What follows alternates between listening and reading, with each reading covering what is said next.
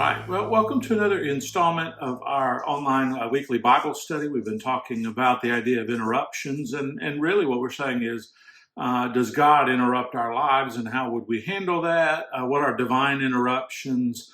And we talked about Jesus going around the first week and interrupting the lives of the disciples, of the people who would be disciples, by simply saying, "Follow me," and how they got up and turned around and went his way instead of doing what they were doing, dropping their nets, leaving behind the taxpayer station and becoming disciples. And so that they were open to being, in a way, interrupted, looking for something new and something else. Then we talked about Jesus being interrupted. We talked about last time the idea of the kids coming to him and the disciples saying, "No, leave Jesus alone. He's got better things to do." And Jesus quickly told them, "The children are my better things to do," by the way.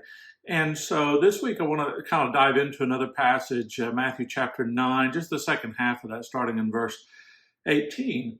And the idea is Jesus is doing some things and he keeps getting interrupted. We see, in fact, one of the times is an interruption within the interruption.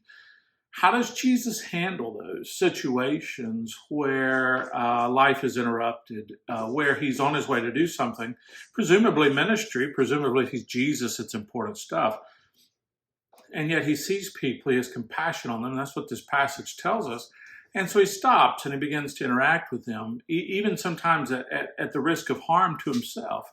He prioritizes the interruptions. And so I want to dive in kind of to those. There's a few too many, I think, verses. It would take quite a long time and be kind of choppy for the video to include all of the verses, because there's close to 20 verses. But I'm just really reading the second half of this passage to you from Matthew chapter 9. We start in verse 18. And it says, while he was saying these things to them, behold, a ruler came in and knelt before him, saying, "My daughter's just died, but come and lay your hand on her and she will live." It's a fascinating scripture. Mark concludes, he talks about the same story, and he tells us that the name of the guy is Jairus, the ruler. And so here's a ruler, is what it tells us, somebody of stature in the community, comes to Jesus and says, my daughter died, but I believe you could bring her back to life. At that point, I think Jesus makes up his mind that the girl's going to live, and he's going to follow the person. But what he sees is faith. And the passage is really, in many ways, about faith. And so Jesus is wanting to reward the faith of those who believe that he can help them in some way. And so he's teaching about faith, but he's really showing us a lesson in how he responds to people with faith. And so he says the guy says, "My daughter died, but come and lay your hand on her, she'll live." And so Jesus rose and followed him with his disciples. And in the midst of, before he ever gets to the man's house, we see an interruption. So he was doing one thing. He was teaching them about fasting. He's interrupted by the ruler. He's going to go handle that. The little girl's near death or dying. Maybe dead by this point. Jairus says she's dead. Jesus says later she's not dead. She's sleeping. Everybody's laughing. But then we see this other interaction. We have Jesus responding to a ruler, which could be expected, somebody of higher stature. And then we have in verse 20, behold, a woman who has suffered from a discharge of blood for 12 years came up behind him, touched the fringe of his garment, for she said to herself, "If I only touch his garment, I'll be made well." Well, that's quite an interesting story, but it's quite a different story. The first man is of high stature. He comes, he talks to Jesus, he asks for Jesus to come with him. The other woman's not, the woman is not a woman of stature. In fact, the particular illness that is described would have made her ceremonially unclean for a period of 12 years, not being able to go to the temple, other things. The way she would have been treated into society would have been not a ruler, not Jairus. And so we kind of have the two extremes on this. You have somebody who's well respected, somebody who's probably not respected at all. And her approach is different. If I can just touch the hem of his garment. Well, that's an interesting thing. And so Jesus responds to her in the same way, really, that he responds to the man, and that he's going to help. And it says, if I can only touch his garment, I'll be made well. And Jesus turned, seeing her. I think he understood instantly. And he said, "Take heart, daughter, for your faith has made you well." Instantly, the woman was made well. So it really was, if she could only touch the hem of his garment. He didn't need to go and touch her. He didn't need to go raise some, the level of faith she had. Now, the level of faith of Jairus, hey, you can bring back people from the dead, is extreme. Hers is, I don't even have to get near you. I just touch what you're wearing and I'll be healed. They're great levels of faith. And Jesus rewards them both for their faith, whether they're higher in stature or lower in stature. So Jesus is showing us something here about treating people equally, about not showing favoritism or partiality is the word the Bible uses, and it's a teaching that Jesus includes. Earlier here, he's showing it through his actions. And then he's back to the case of Jairus. So when he came to the ruler's house, verse 23, saw the flute players in the crowd making a commotion. They're going through, I think, the funeral rituals there. He said, "Go away. The girl's not dead but sleeping." And they laughed at him. The crowd had been put outside, and when he went in and took her by the hand, the girl arose. And the report of this went through all the district. So you say, okay, well, was she sick, or was she dying, or was she dead, or whatever? The story is that everybody knew she was dead, and Jesus said, I might have a little something to say about that. And he was able to go, and he grabs her hand, she rises up, and now she's alive. What does Jesus accomplish here? Well, he healed two people, the daughter and the woman.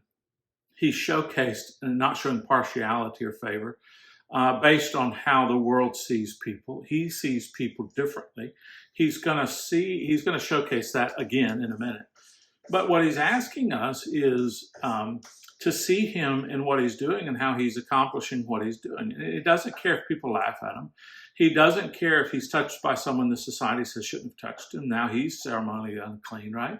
He doesn't care about all of those things. He cares about people. He's not caring about all the rules people have placed on those people, whether they're good or whether they're bad. Either direction. He cares about people. And as he's on his way, this is the next interruption. So we had an interruption within that interruption. Here's the next interruption. As Jesus passed on from there, two blind men followed him, crying aloud, "Have mercy on us, Son of David." And when he entered the house, the blind men came to him. All right, so let's talk about that before Jesus interacts with him. He's leaving there, and two blind people are thinking to themselves, he just healed a little girl from dying.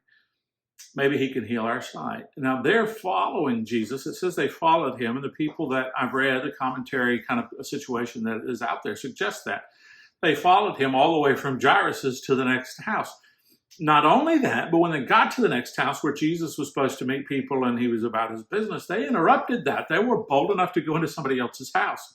They followed Jesus all the way, and they had been talking to him. Presumably Jesus heard.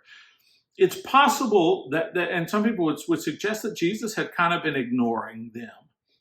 You have the first man approaches Jesus with faith. "My daughter's dead, but if you will, she will live."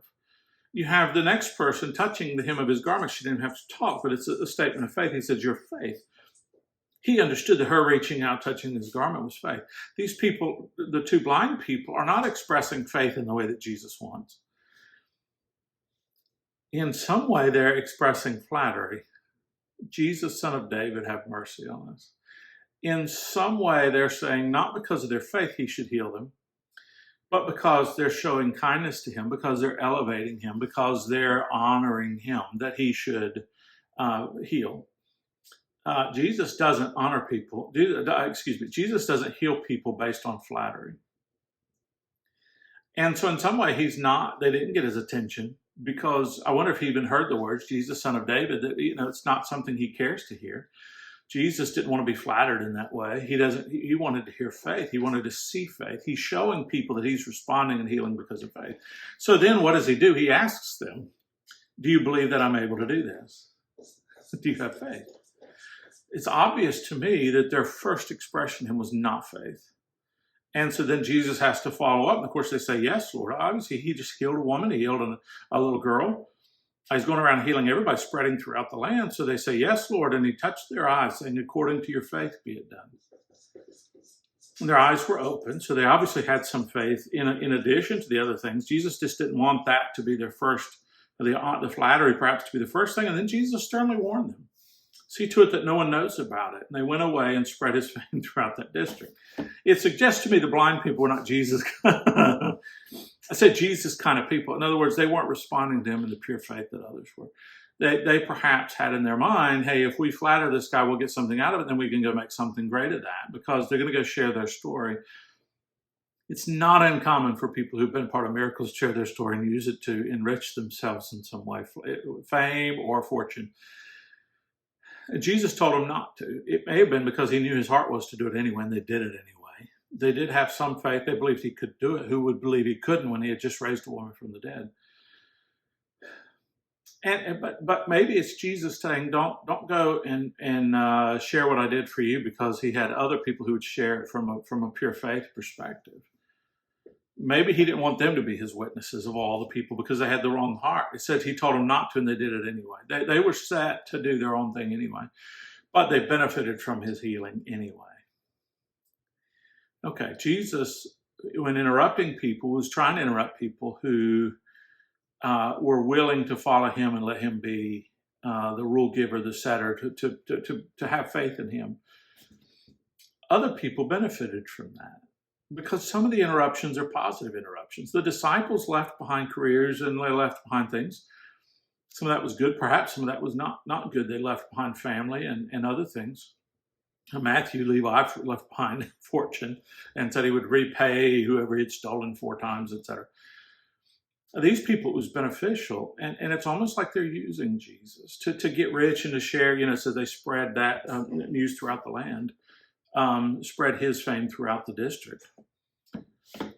Jesus, it's kind of a peculiar thing, but even though that happens, Jesus is still willing to be interrupted by them. Even the people who weren't per se, this is maybe the way we read the passage, they weren't the pure faith.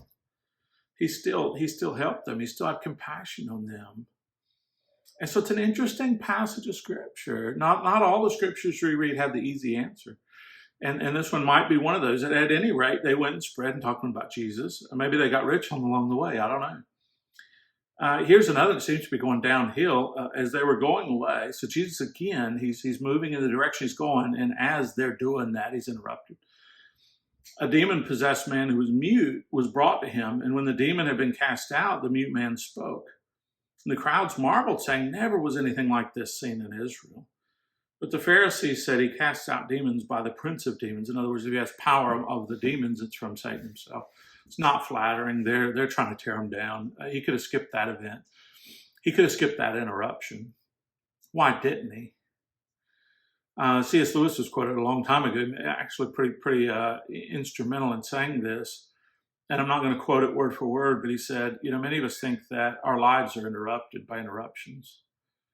But what he felt like God wanted us to see is that the interruptions weren't to our life. The interruptions are life. God causing people to come into our lives, maybe even those who have demands on us. Maybe it's people who would heal us and then our lives are better. Maybe it's people who have demands on us and take things from us, redirect us away from the things that we thought we were supposed to be about. Jesus didn't mind that. If you apply that quote from C.S. Lewis to the life of Jesus, the ministry of Jesus, you can't say Jesus' ministry was interrupted. What you say is that much of Jesus' ministry was interruptions. He allowed those interruptions to be part of his ministry. The healing was part of his ministry. The miracles were part of his ministry. The miracles and the way they went down are part of the reasons why the religious establishment of the day didn't like him, because he grew in favor among the people. And so you can't describe the ministry of Jesus without the interruptions. So then, could you describe our lives without the interruptions? And what's sad is, many people go around, and if somebody comes into their lives, we talk about people in need being interruptions, because that's often the way it was with Jesus and the way it is with us. And we don't like it, so we don't allow ourselves to be interrupted by somebody, by a situation, where we might have to divert our attention away from something we like to something we don't, someplace we have to give and not get in return, or be mocked or lose, as Jesus did in many of those situations. It's an interesting kind of situation. So C.S. Lewis talked about that a little bit, but really Dietrich Bonhoeffer is probably one of the best examples of that. Dietrich Bonhoeffer in Germany, during the time where Hitler was rising to power, was an acclaimed professor, pastor, church leader. And when Hitler came to power, the political dynamic of the day was he ascended to the top of the church as well as the political structure. It made things very hard for Dietrich Bonhoeffer, who did not agree with Hitler and was part of the active resistance. Dietrich Bonhoeffer was arrested and his life eventually killed in prison. What they did is, when the forces were getting ready to release all the people from the prison, within days, they killed him before he would be released. his life was interrupted. His life was cut short. In a book called Life Together, all about discipleship, he says, we must be ready. He says it before he dies that his life is interrupted. We must be ready to allow ourselves to be interrupted by God. God will be constantly crossing our paths, canceling our plans by sending us people with claims and petitions. We may pass them by preoccupied with our more important tasks. It is a strange fact that Christians, even ministers, frequently consider their work so important and urgent that they allow nothing to disturb them. They think that they are doing God a service in this, but actually they are disdaining God's. And this is the part, his crooked yet straight path. The idea is that God's path is not a straight line between here and there. God takes us on detours, interruptions. You say, well, Daniel, how do you figure from this passage where Jesus is being interrupted that Jesus wants us to take on that ministry? Well, it just so happens, thank you for asking, the last several verses of the passage, right? So Jesus is being interrupted and he's helping people. Verse 35, and Jesus went throughout all the cities and the villages, teaching in their synagogues. He did that. Proclaiming the gospel of the kingdom. He did that. And healing every disease and every affliction. He did that. That was the interruption part in much of the situation. When he saw the crowds, this is what he wants from us. He had compassion for them because they were harassed and helpless, like sheep without a shepherd. Then he says to the disciples, here's the great part, the last two verses. The harvest is plentiful, but the laborers are few. Therefore, pray earnestly to the Lord of the harvest to send out laborers into his harvest. What does Jesus want them to do? He said, listen, as I've labored, harvest, right? Pray to the Lord of harvest so he might send me more laborers, disciples, who will do what I do. Okay? He preached, right? He taught in the synagogue. He preached the gospel of the kingdom. He did all of that, but he allowed himself to be interrupted in meeting real people, in meeting the needs of real people who were in pain and had situations of distress and all of those. And he says, the harvest is plentiful. What does he mean? There's plenty of hurting people. Plenty of people who would interrupt our lives. The question is whether we see ourselves as laborers to work among those people, to live in the interruptions, to minister in the interruptions. As we're all in some way, shape, or form ministers of the gospel, if we're not all pastors of the church. In some way, shape, or form, we're all ministers of the gospel. Whether we care about caring for the ministry of Jesus, which was not a ministry that was interrupted, but a ministry of interruptions. How willing are we to live a life of interruptions? A crooked, straight path instead of the straight path we want. It's a big question. And so what Jesus says to do is pray about it. I have this thing about prayer. If you don't mean it, don't pray it. Because if you pray for God to give you opportunities and you don't want them, they'll come. He'll answer that prayer because he's the one who taught us to pray that prayer. That prayer will be answered. The question is, do we have the guts to pray that prayer? Awkward moment of silence to follow. Do we? I hope you've enjoyed this installment of our weekly online Bible study talking about divine interruptions from the Gospel of Matthew chapter 9. We look forward to continuing this series next week. Until then, I hope to see you soon. And if I don't see you soon, in the meantime, God bless you.